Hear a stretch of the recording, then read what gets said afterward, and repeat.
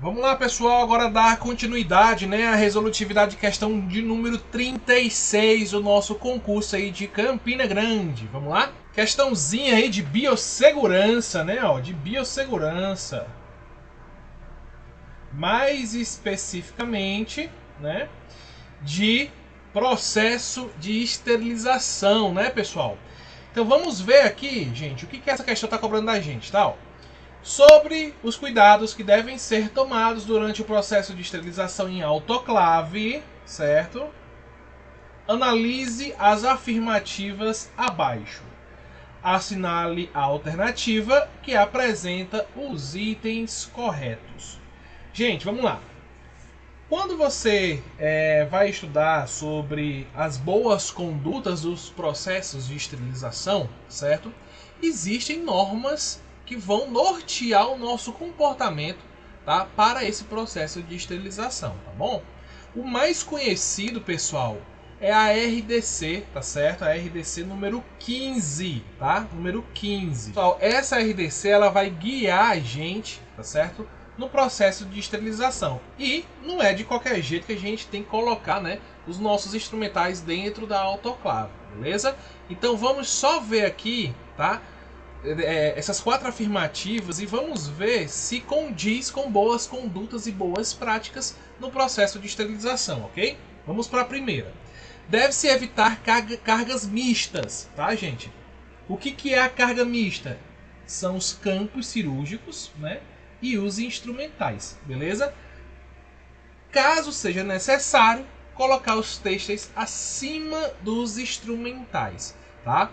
Porque, gente, se eu fizer ao contrário, tá? Ó, se eu fizer ao contrário, muito provavelmente o vapor ele não vai chegar, tá certo? Ele não vai chegar lá nos meus instrumentais, beleza? Porque aquela região mais inferior ela vai ficar tomada pelo campo, certo? Que geralmente é de tecido, né? Ou TNT. Isso aí, pessoal, impede a propagação de forma contínua do nosso vapor, beleza? Do nosso vapor úmido, tá? Ó. Então, por isso que é aconselhável, certo? Se for o caso, tá certo? Se for o caso, colocar aí, né, ó, o campo cirúrgico, tá certo? Ó, lá em cima e os instrumentais embaixo. Beleza, gente? Então, essa é a alternativa verdadeira, tá? Vamos para a segunda afirmativa. Depois de terminado o ciclo, abrir imediatamente a porta da autoclave para que ela esfrie. Gente, vamos lá. Nós não devemos fazer isso aqui, certo? Isso não condiz com boas práticas. Ah, professor, mas eu abro. Você abrir é uma coisa, certo? Você abrir, escancarar ela é outra coisa. Por quê? Porque o objetivo não é esfriar, né? Não é esfriar a autoclave. Você vai permitir que o resquício de vapor úmido que ainda existe lá dentro da nossa autoclave, ela vá embora e aconteça o processo de secagem, beleza? Então, o objetivo não é esfriar a autoclave, certo? Então, cara pálida, um desatento, né, ó, vai marcar isso aqui verdadeiro, mas é falso, tá, ó? Então, depois de terminado o ciclo, abrir imediatamente a porta, beleza, você abre lá, deixa entreaberta, né, ó? Para que a autoclave esfrie, não, você vai permitir que o vapor úmido que ainda existe, ela vai embora, vai permitir a secagem do instrumental que está lá dentro, né? E por consequência, a região lá dentro ela vai esfriar. Beleza, gente? Tranquilo? Então, cara pálida, nada de marcar aí a alternativa 2, viu? Ó. Vamos para a terceira. Não retirar pacotes úmidos da autoclave. Se eles estão ficando úmidos, deve-se verificar se não está ocorrendo falha técnica ao carregar a autoclave. Verdade, pessoal, tá?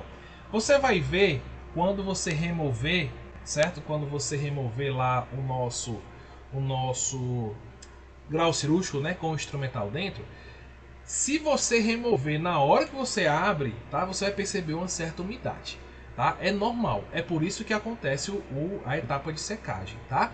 O que não é normal é depois dessa etapa de secagem você remover o instrumental, né? Remover lá o grau e ele está encharcado ou molhado. Isso não é normal. Se isso está acontecendo, é porque o processo físico da autoclave não está acontecendo da maneira correta. E muito provavelmente o processo de esterilização não está correto, certo? E aí, né, a gente tem que suspeitar de falha técnica, beleza? Por isso que essa alternativa está verdadeira, tá? Ó. Então, 1 e 3 a gente já sabe que está verdadeira, né? Ó. Então a gente já vai aqui, ó, excluir a alternativa B, né? Ó, excluir a alternativa D, né? Ó. E de cara a gente já exclui a 2, né? Ó. Alternativa 2, ó, então a gente já exclui aqui a alternativa A, né? Ó. E aí a gente fica com 3 e 4, que acaba sendo a nossa resposta, mas vamos saber aqui por que a afirmativa 4 é verdadeira, né? Ó. Sempre verificar se todos os indicadores externos mudaram de coloração de modo uniforme e de acordo com o padrão. A gente tem vários indicadores, né, gente, que vão indicar pra gente se a temperatura, se o vapor, se o tempo foram atingidos. Esses são os indicadores físicos, né? Ó. Então, se você utiliza algum deles, ou até mais de um, que é o aconselhável, certo? Você tem que checar se esses indicadores, eles variaram da maneira correta, tá?